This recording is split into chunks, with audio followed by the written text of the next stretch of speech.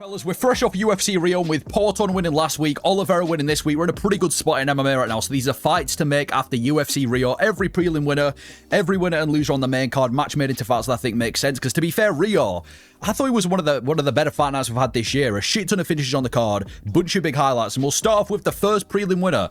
Luan Lacerda gets the job done over Simon Oliveira, gets the submission win. So I do Luan Lacerda versus Ricky Tercios. I think this is a pretty low-level bantamweight fight, but I think this would be really fun. Both these guys are always in fun fights.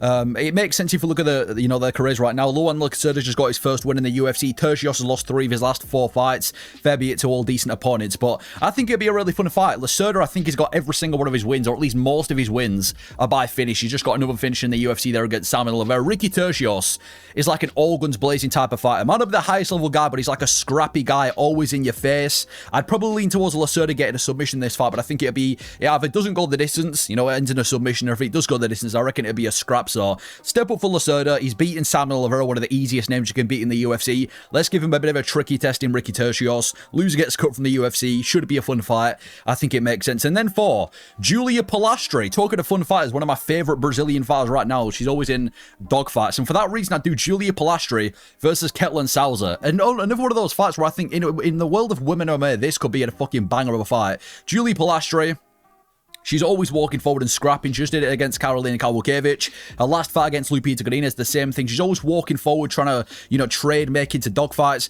Ketlin Salza's dangerous as well. Again, not the highest level fighter, but she's, she likes to plant her feet and throw. She nearly knocked out Yasmin Jauregui at UFC 306 as well. So both of these women are pretty fun to watch. Both of these women like to scrap. Both of these women are heavy-handed. I think this would be a banger of a fight. I reckon it'd be a dogfight as well. Ketlin Salza, I think, is coming off a couple of losses too, so it makes sense for Julia Pilastri to get that step up in competition. So I do Pilastri versus Ketlin Salza. Two of these younger women MMA fighters, good boxing, powerful hands as well. I think this would be an absolute scrap as well. Winner can maybe get a step up in the rankings. So Pilastri, Ketlin Salza, I'd get it done. Should be a fun fight. I don't see this being a boring fight. And listen, women MMA has a bad rep for being boring. These are the fights we need to be making in women MMA. If we kind of want to reinvent the reputation of women MMA, get these fun fights on. Pilastri, Salza, I'd get that done. And then for Lucas Rocha, one of the most dominated performances on the card against Stuart Nickel. I do Lucas Rocha versus Alessandro Costa. I think this is a fair step up in competition. I'm not going to give him someone in the top 15 because he's 1-1 in the UFC and he beats Stuart Nickel. But Alessandro Costa's a weird one, man, because he once was one of flyweigh's best prospects, and he's taken a couple of losses in the UFC, just got knocked out a couple of weeks back to a debutant as well. So he's going to need a bit of a step down in competition, is Costa. Costa, I feel like he's going to be one of these guys at flyweight where he's never going to break the top 15, but he's going to be a really tough task for these younger guys, and I think that's the perfect test for Lucas Rocha. If he can beat Alessandro Costa and even potentially get a finish, then I think top 15 is going to be it for Lucas Rocha, one of the better guys coming up at flyweight right now, and obviously if Costa can beat him, good win for Costa, beat a guy, as we know, he's pretty good in Lucas Rocha. So I think this would be a fun fight. Step up in competition for Lucas Rocha. Means something for the flyweight division. And then for Beatriz Mesquita, might be one of the best prospects in the women MMA right now. Just absolutely dominated Arena Alexieva. And I think she's one of the best women MMA BJJ practitioners in the world as well. She's got a shit ton of potential. Now, I don't want to rush her for that reason. I do Beatriz Mesquita versus Darius Lesniakova. Now, there's multiple reasons I want to see this fight. Like I said, dominating BJJ, one of the best prospects we've got in women MMA right now. That was one of the most dominant women MMA fights we've seen this year. I think you've got to give us someone in the top 15 after that. I'm not going to rush her. I'd give her Zelensiakova. Zelensiakova's number 15. I think my thought process behind this, it's an easy win. She's going to dominate Zelensiakova. She's going to get the job done, but it's also experience. You don't want to be rushing her in the top 10 when she's got one fight in the UFC. Give us Zelensiakova. It's a step up in competition. It gets her in the top 15 if she wins, and then after that, she can start thinking about somebody in the top 10. But yeah, it'll get her in the top 15. So I do Beatriz versus Lesniakova. Slight step up in competition, even though she probably dominates Daria. And if she does, and when she does dominate Daria, she's in the top 15. She's now in the ranking. She's got more experience in the UFC. She's got some more momentum. Then you give someone in the top 10. So, and on top of that as well, the division that she's in, 135, a lot of the women are actually coming off wins as well. So it's hard to find someone to fight down in the rankings. I think Daria's coming off a win too. But yeah, I do Beatriz versus Lesniakova. Not really a step up for Beatriz, but it gives her more experience, gets her in the top 15. She's got a shit ton of potential. Let's see her dominate someone else and get it to the highlight reels as well. Maybe even get like a pay-per-view prelim as well to kind of build the highlight reel for Beatriz, because I think she's got a shit ton of potential in women MMA. So her and Daria get it done. And then for Jafel Filo, talking of BJJ, I think he's one of the best grapplers in the flyweight division, one of the best jiu-jitsu grapplers, at least, in the flyweight division. I do Jafel Filo versus Matt Schnell. I think this would be an absolute banger at 125. One of the best unranked fights you can make. But first of all, they've both got high finishing rates, especially submissions. 53% of Matt Schnell's wins are by submission. 65% of Jafel Filo's wins are by submission. They've both got good submission ability. Like I said, Jafel Filo, the way that he just dominated Clayton Carpenter, and even in his previous MMA career in the UFC, guy's got sick BJJ. And obviously, Matt Schnell, he had a bit of a fall off, did Matt Schnell, but he's always historically had good BJJ. He's actually coming off a win as well. A lot of people forgot he came back not too long ago last year and picked up a win too. So I booked them. Matt Schnell versus Jafel Filo. I think this is one of the best kind of, because they've both got like a scrappy style as well. They've both got elite BJJ, but they're always in dogfights as well. At least for Matt Schnell, he's always in a fun fight. And I think the winner of this fight, you can even give him someone in the top 15. If Filo can beat Schnell, I think giving him someone around that top 15 area is not a bad shout. And obviously for Matt Schnell, he's already been in the top 15 before. If he beats Filo, who's going to be on a 2-fight winning streak, give him someone in the top 15 too. So Filo, Schnell, I'd get it done. Banger of fight, two great grapplers. And then for Vito Petrino, I'd do Vito Petrino versus Mick Parkin. I think it's time to give Petrino someone in the top 15. He's 2-0 in the heavyweight division. He's Petrino with 2 finishes. Submitted Austin Lane and got probably one of the most brutal knockouts we're going to see this year as he fucking face first flatlines Thomas Peterson to the canvas. He's got 2 highlight reels at heavyweight, and for me, that's enough to get you in the top 15. I'd put him against Mick Parkin. Parkin was undefeated. He's coming off a loss to Marcin Tybura, so he's going to have to fight outside the rankings. So I think it's a step up for Petrino. I honestly don't know if Petrino wins this fight because on one hand, he is one of the better kind of athletically built heavyweights on the roster. Maybe athletic's the wrong word, but he's built. He's not one of these ploddy fatties. So you put him against somebody like Mick Parkin, I can see that being the reason he wins, but he's not that skilled. So I can also see Mick Parkin kind of dancing around him and getting a decision. So I don't want to rush Petrino. He's got 2 good wins against lower level guys. Let's give him Mick Parkin, an Aspinall teammate, someone in the top 15. And if he beats Mick Parkin and even finishes him, fair play for Petrino. He might be on the cusp of becoming a heavyweight prospect. So I'd do Petrino, Parkin, step up for Petrino. Difficult fight for both of them. Pretty much a pick and fight. But yeah, it's a good fight to get Petrino in the top 15. I'd do him and Mick Parkin. And then for, the main card already, Ricardo Ramos. Coming off a loss to, well, just got submitted by Carnofley. Yeah, I'd probably cut him from the UFC. I might be harsh. There's a lot of fighters I think should retire and get cut after this card, and I think Ricardo Ramos is one of them. I mean, the guy's MMA career right now is not in the best state. He's lost 4 of his last 5. He's been finished in 3 of them, and it's not that they're against high-level guys necessarily as well. He's just been submitted by Carnofley, who was 0-2 in the UFC. At this point, I think he's probably going to have to retire, is Ricardo Ramos. So I'd probably not retire, but I'd cut him from the UFC. At this point, he's not the greatest fighter. He's very, very vulnerable. He's just been finished by a guy with 0 wins in the UFC, lost 4 of his last 5. I think that's probably going to be it for Ricardo Ramos. Send him back to the regional scene. If he can get back in the UFC, good for him. If not, who gives a shit? Cut him from the UFC. And then for Carnofley, I think a good matchup for Carnofley would be him against one of my former favourite featherweight prospects right now, Carnofley versus Joanderson Brito. I think this would be so interesting. I mean, Carnofley, great BJJ. Well, I don't want to say great BJJ, but his speciality is BJJ. Just submitted Ramos, got a great reversal, got the submission. The vast majority of his wins are by submission too. And Joanderson Brito's a decent submission artist as well. Like I said, very well-rounded guy. Has really good submissions and good grappling ability too. And on top of that, Brito, he once was one of the best prospects in the featherweight division. He's now coming off 2 losses. He's going to have to fight down. And considering that Carnofley's coming off a win, I think it makes sense. Offaly versus Brito. I honestly don't know who would win this fight. I'd probably have to go to Brito because I think his stand-up's better than Offaly's. And like I said, the guy was on the cusp of being in the top 15 at featherweight, but I think it'd be a very scrappy fight.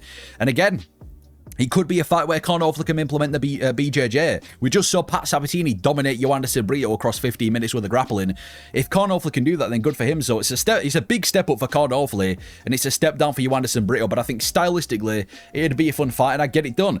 And then for Lucas Almeida, I'm also going to cut Lucas Almeida from the UFC. I don't want to be harsh, but at this point, I mean, Lucas Almeida, again, he's not really had a great UFC run. He's 2-4 in the UFC. He's lost 4 of his last 5 fights, 3 of them being by way of finish.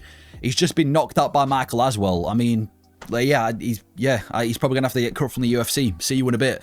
And then 4, Michael Aswell himself, probably going to get cut as well because he leaked the fight with Joshua Van and Pantoja, which I know the boss ain't going to be too happy with. But for Michael Aswell, I do him against Billy Quarantillo. I think this is a fair step up in competition for Michael Aswell. Billy Q, he's not really been going his way these past few years. He once was a bit of a prospect and he's now lost 3 of his last 4 fights and he's been finished in all of them as well. And Michael Aswell, he's 1-1 in the UFC, just knocked out Lucas Almeida. So I think stylistically it'd be a fun fight as well. Billy Q, I don't want to say a dangerous striker, but he's a pretty solid kickboxer who's very chinny. Michael Aswell, great boxing, come from that Joshua Van camp. Put them against each other, step down for Billy Q, step up for Aswell. I think that'll be a fair matchup.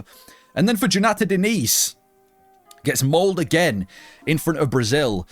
I do Jonata Denise. I'd probably put him against somebody like Elisha Ellison. You know, Elisha Ellison just lost his most recent fight at UFC Perth as well. He got knocked out. I'd put them against each other. It's just 2 fat heavyweights who tend to have decent KO rates. You know, every one of Ellison's wins are by finish, most of them by KO. Denise is a bit of a KO artist as well himself, so I'd put them against each other. 2 guys with heavy hands. You're going to get a knockout. Low-level heavyweight MMA. It is what it is. A good way to get Jonata Denise back in the highlight reel of things, let him knock out Elisha Ellison, or vice versa, who knows. And for Mario Pinto, genuinely one of my favourite heavyweight prospects right now. I mean, he's obviously got a bit of personality, the way that he kind of dragged on the Octagon interview in that English where he pretended he weren't English, and then he had the thickest, most southern British accent you've ever heard, but also skill as well. He's not one of these fat, ploddy heavyweights. He's well-rounded. He's quite big for the Division 2. Cyril Garn-esque. I'd do Mario Pinto. I'd put him in there with Tatu Ivaza.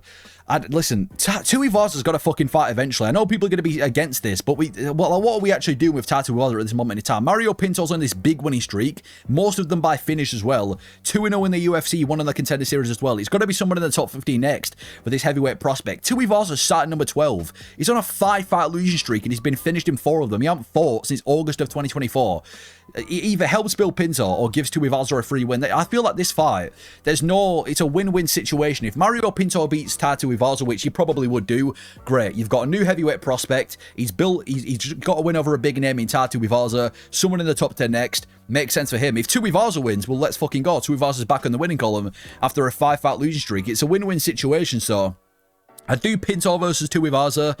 It's probably the most winnable fight that Tuivasa's had in a while. It's also a very, very winnable fight for Pinto. Good fight to test Mario Pinto as well and get him in the top 15. So, yeah, Pinto, Tuivasa, there's got to be someone in the top 15 next for Pinto. Tuivasa's on a 5-fight fucking losing streak and still at number 11, and he hasn't fought in over a year. Let's get it done. Fat Boy's got to fight soon. And then for Vicente Luque.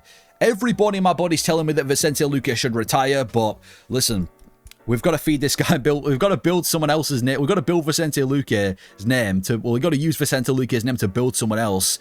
I'm gonna bring out my favorite welterweight prospect. One of my favorite welterweight prospects. If you know this channel, you know that I've been talking about this guy for a long time. Some people might say I've been glazing this guy.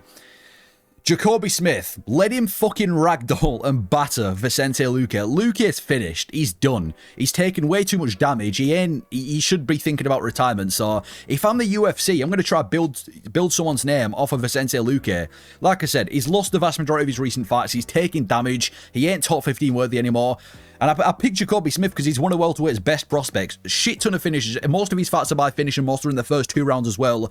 Great wrestler, great powerful boxer. If he can go out there and chin Vicente Luque, which he probably would do, you've got a new star at welterweight in Jacoby Smith. He's fought a big name in Vicente Luque. He's got the highlight reel. It pushes Jacoby Smith astronomically. It builds his name. Let's do it. Let's build a prospect off of Vicente Luque. And if Vicente Luque does win, then good for him. You know, he's back in the winning column. No one wants to see Vicente Luque lose, so if he gets another win, albeit fair play to Vicente Luque, but I'm looking at this as, let's give Luque one final paycheck, let's use his name to build somebody else, bring out Jacoby Smith, let him brutalize Luque. You've now got a new guy up and coming in the welterweight division. That's my logic. Anyway, Yoel Alvarez.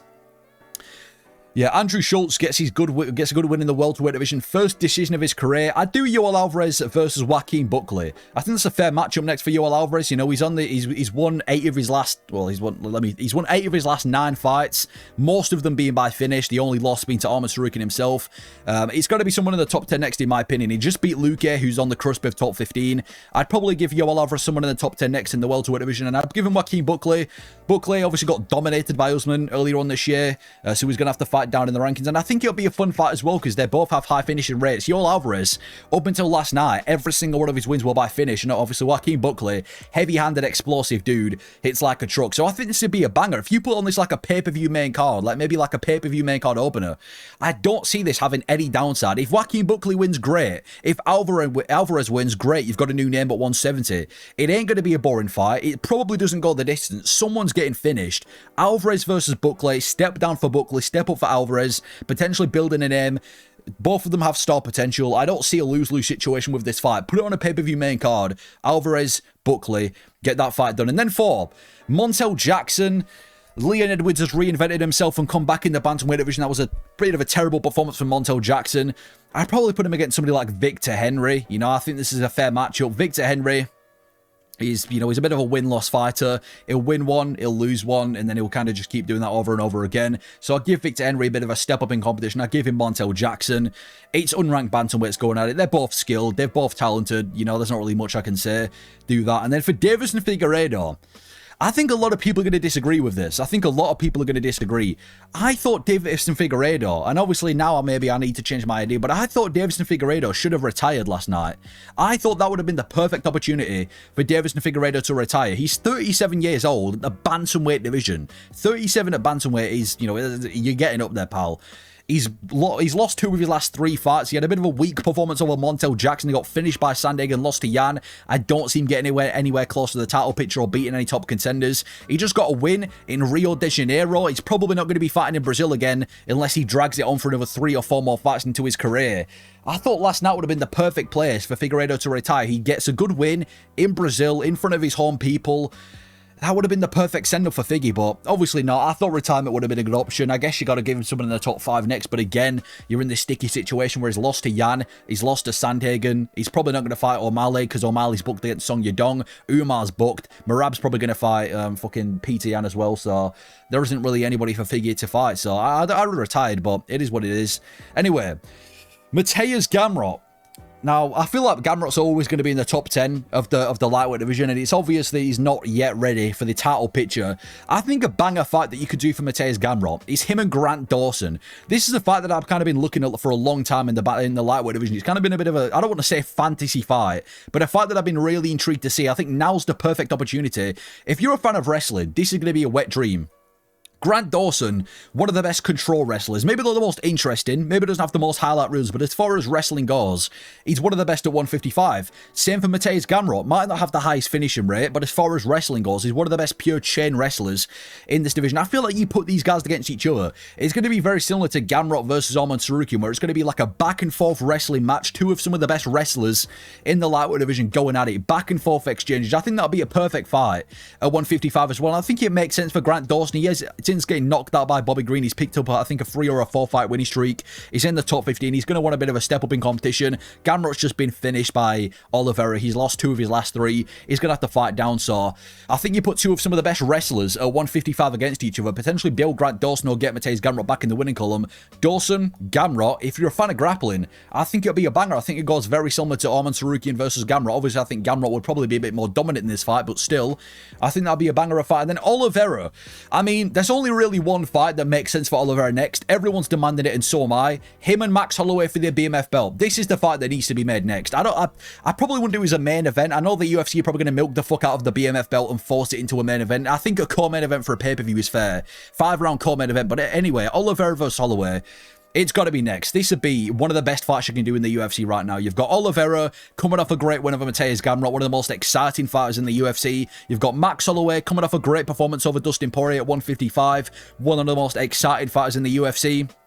They've both been knocked out by Topuria, so they haven't yet earned a title shot, but maybe a win over each other, and they could be back in the title picture. Oliveira versus Holloway too. It has to happen. It has to happen for the BMF belt. They're both in a very, very similar position. You just make the fight. I honestly don't know who to pick as well. If you'd have asked me before last night, I probably would have said Holloway dominates him at 155. But Oliveira, he does this thing where the second you write him off, he comes back and gets a big win. We did the same thing after he lost to Makhachev and he finishes Dariush. We did the same thing after he lost to Topuria and he finishes Mateusz Gamrot. So you never know with Oliveira, but I do him and Max Holloway. Banger fight. One of the most exciting fights you can do in the UFC. Means something for the lightweight division as well. Potential title eliminator as well. This fight has everything to it. It makes sense. Book the fight fight for the BMF belt. Again, probably wouldn't do a main event, but if the UFC are looking to do a main event that isn't for a real belt, then they can do Holloway versus Oliveira, which they probably would do, to be fair. So Oliveira, Max Holloway, it is the only fight that makes sense, and they've both called each other out as well. That's got to be it. Oliveira, Holloway, potential pay-per-view main event. Let's get that fight done. There's no way it's going to be a disappointment. But those are the fights I do for UFC Rio. Let me know if you agree, disagree with the fights that I've made. Let me know your personal thoughts. Thank you for watching.